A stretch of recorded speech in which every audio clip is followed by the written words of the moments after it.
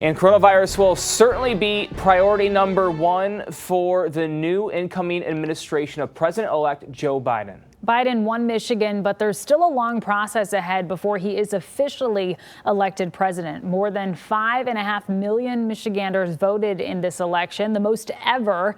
Now officials need to confirm every single valid ballot cast and counted. Canvassing is one of several key steps ahead of Inauguration Day. And 7 Action News reporter Brett KAST joins us now live to lay out the next steps ahead. Brett? Yeah, as you probably know, it's not the popular vote, but the electoral vote that decides the president. That vote won't happen until December, and right now election officials are still certifying results.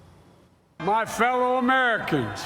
As Joe Biden took to the stage for the first time as president-elect, counties across the country were canvassing their results, a process that takes 2 weeks and has observers. We make sure that the number of ballots cast matches the number of voters, and we have a 3-point check to make sure that those all match. Each county has until November 17th to canvass, and each state has until December 8th to certify those results.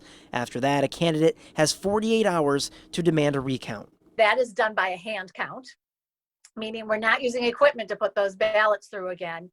That requires one Democrat and one Republican looking at every single ballot to assign that vote. Once the result is final, the Electoral College meets in each state on December 14th, and those votes are then sent to Washington, D.C. by the 23rd. This isn't something you can do over Zoom.